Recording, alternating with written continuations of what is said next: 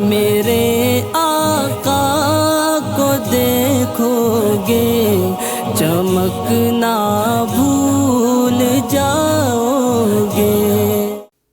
السلام علیکم ورحمۃ اللہ وبرکاتہ۔ الحمد لولیہ والصلاة علی نبیہ وعلی آلہ وصحبہ اجمعین، اما بعد فاعوذ باللہ من الشیطان الرجیم، بسم اللہ الرحمن الرحیم۔ محمد رسول اللہ۔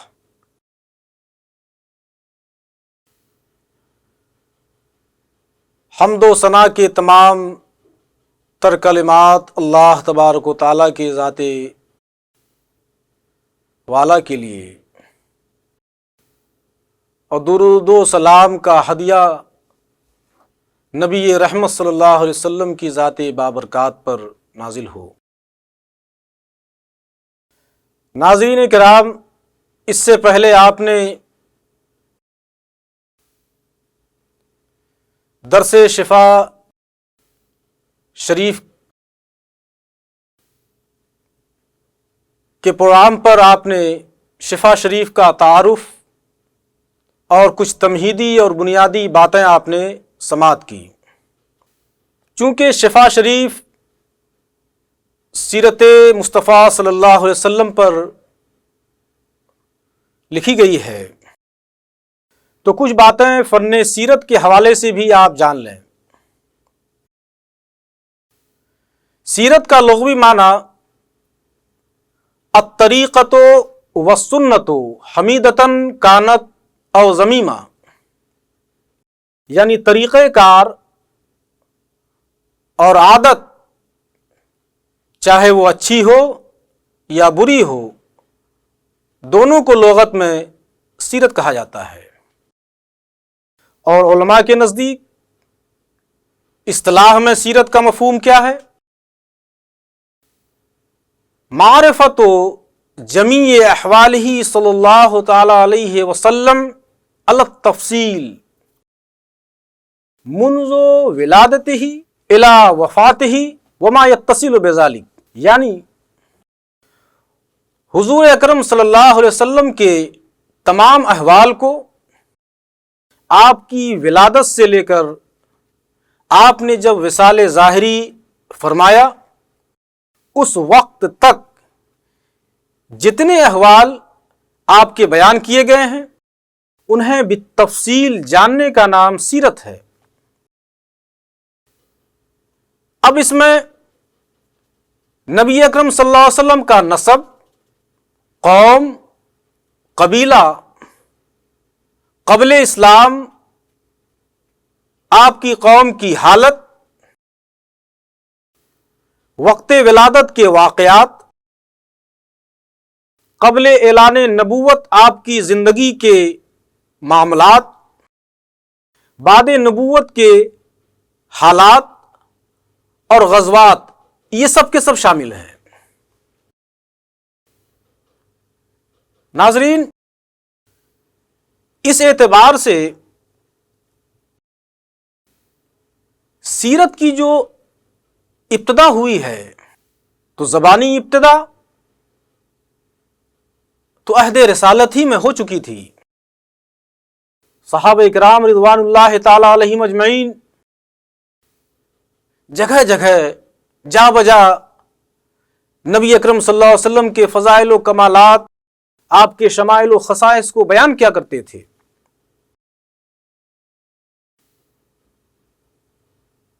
لیکن باضابطہ طور پر تحریری شکل میں عہد صحابہ میں اس کا وجود نہیں ہو سکا۔ کتب سیرت میں یہ مذکور ہے کہ باقاعدہ سیرت نبی لکھنے اور لکھوانے کا جو آغاز ہوا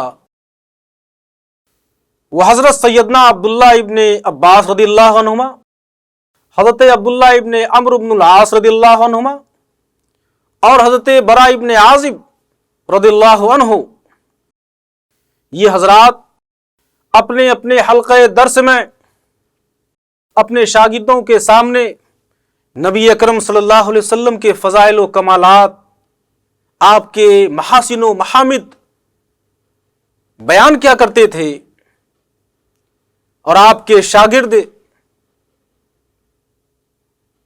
مختلف پتوں، ہڈیوں وغیرہ پر جو اس وقت لکھنے کا رواج تھا اس پر لکھتے چلے جاتے تھے۔ پھر جب حضرت عمر بن عبدالعزیز رضی اللہ تعالی عنہ کا دور خلافت آیا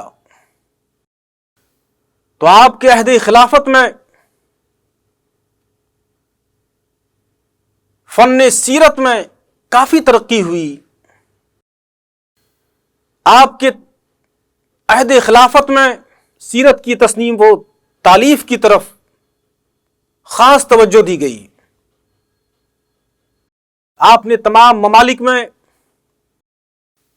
خطوط بھجوائے کہ حدیث نبوی کو جمع کیے جائیں اور اس میں سیرت کے حوالے سے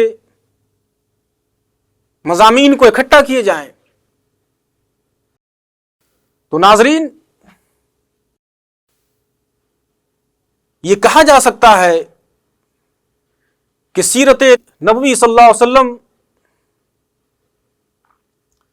کی تصنیف و تالیف کا جو باقاعدہ آغاز ہوا، نظم و ضبط کے ساتھ، حسن و خوبی کے ساتھ جو آغاز ہوا، اور فن سیرت کمال کو پہنچا، وہ حضرت عمر بن عبدالعزیز رضی اللہ تعالیٰ عنہ کا دور خلافت تھا۔ سیرت نبی صلی اللہ علیہ وسلم پر کتابی شکل میں سب سے پہلے جس نے کتاب تحریر فرمائی وہ حضرت عروہ ابن زبیر رضی اللہ عنہ ہیں، جو حضرت ابوبکر صدیق رضی اللہ تعالیٰ عنہ کے نواسے، حضرت عائشہ صدیقہ رضی اللہ تعالیٰ عنہ کے بھانجے، اور حضرت اسماء بنت ابی بکر رضی اللہ تعالیٰ عنہ کے بیٹے ہیں۔ انہوں نے سب سے پہلے نبی اکرم صلی اللہ علیہ وسلم کی سیرت کے ایک پہلو مغازی رسول اللہ صلی اللہ علیہ وسلم پر کتاب تحریر فرمائی۔ پھر اس کے بعد مختلف علماء سیرت نبوی پر کتابیں لکھتے رہے، مگر ان تمام کتب سیرت میں جن کتابوں کو سب سے زیادہ شہرت اور مقبولیت حاصل ہوئی وہ حضرت امام زہری کے شاگرد محمد ابن اسحاق ہیں، جو صاحب المغازی کے نام سے بھی مشہور ہیں۔ انہوں نے مغازی ابن اسحاق نام سے کتاب لکھی، جس کی تہذیب بعد میں حضرت ابن ہشام نے کی، جو سیرت ابن ہشام کے نام سے آج بھی موجود ہے اور کافی مقبول ہے۔ ناظرین اکرام،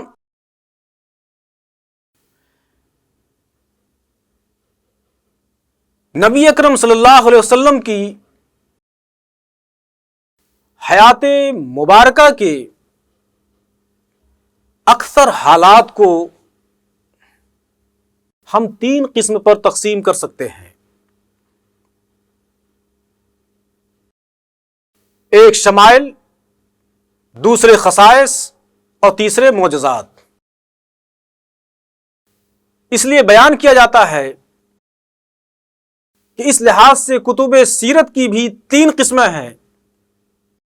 ایک وہ کتاب جو شمائل مصطفیٰ صلی اللہ علیہ وسلم پر مشتمل ہے،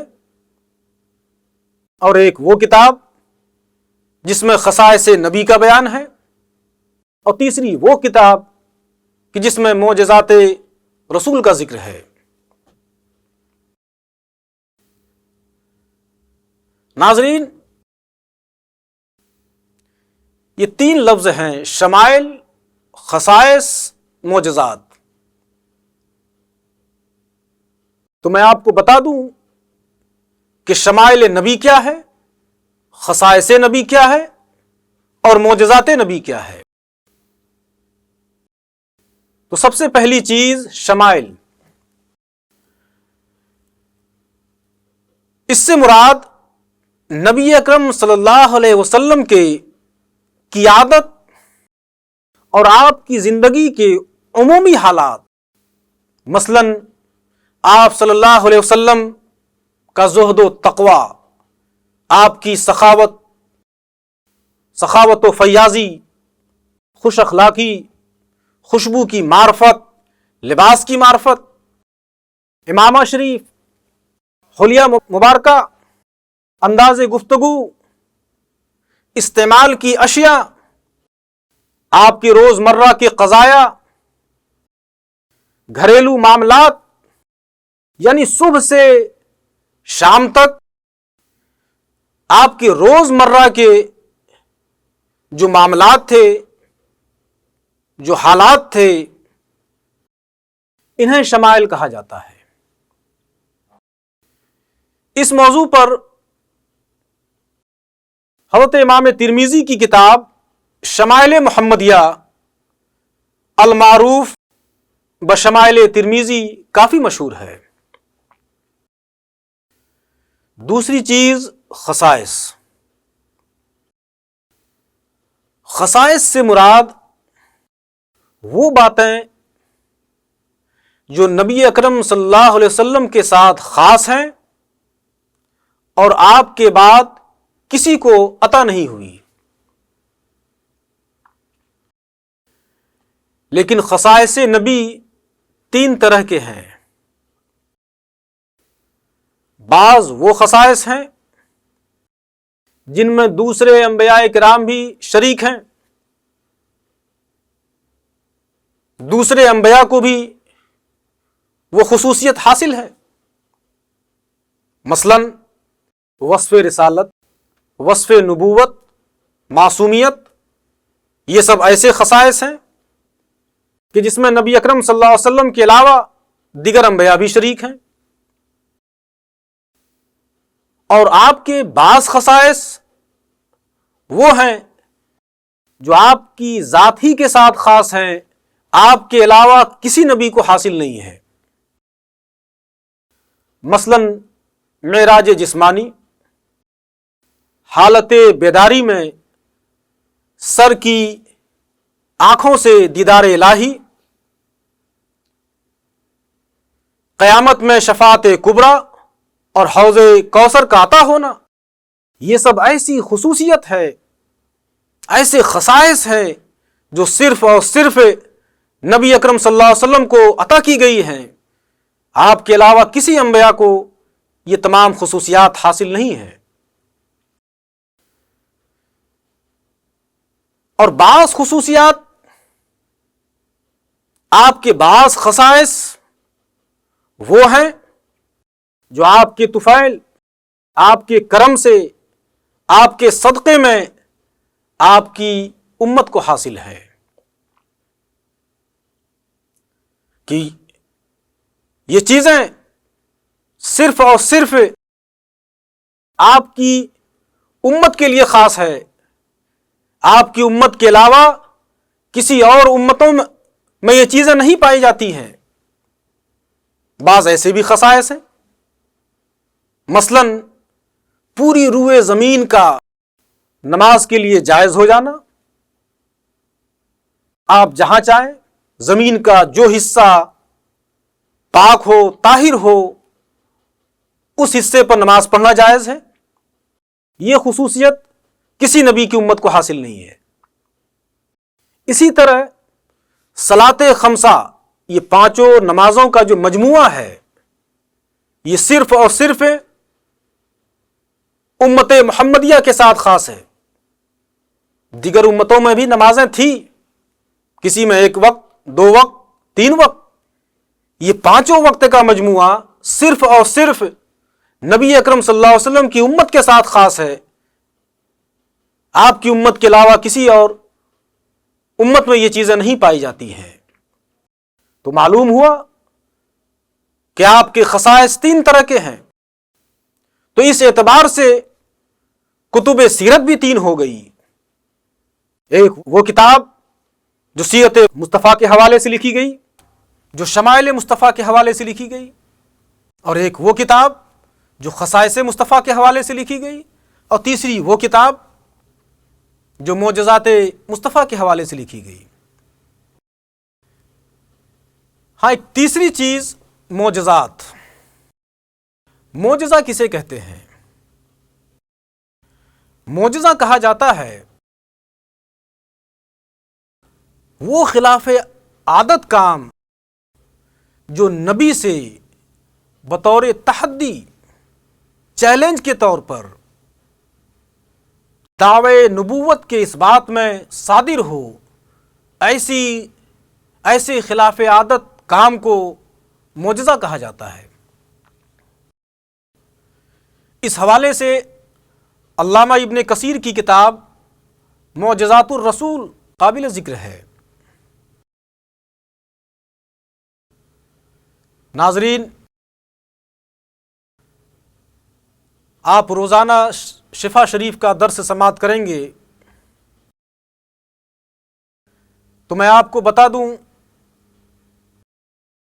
کہ یہ کتاب شفا شریف کل 4 قسم پر مشتمل ہے۔ قسم اول، اس میں ان ارشادات الہیہ کا بیان ہے جن میں اللہ تبارک و تعالیٰ نے خود اپنے قول و فعل کے ذریعہ نبی اکرم صلی اللہ علیہ وسلم کی عظمت بیان فرمائی، عزت افزائی کی۔ اور دوسری قسم، اس میں ان حقوق کا بیان ہے جن کا ادا کرنا امت پر واجب ہے۔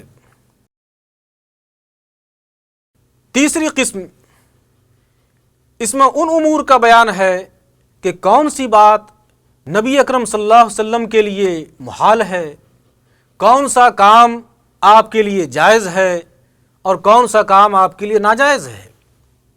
ان امور کا بیان تیسری قسم میں ہوگا۔ اور چوتھی قسم، اس میں نبی اکرم صلی اللہ علیہ وسلم کی توہین و تنقیص کرنے والے اور آپ پر سب و شتم کرنے والے کے احکام بیان کیے گئے ہیں۔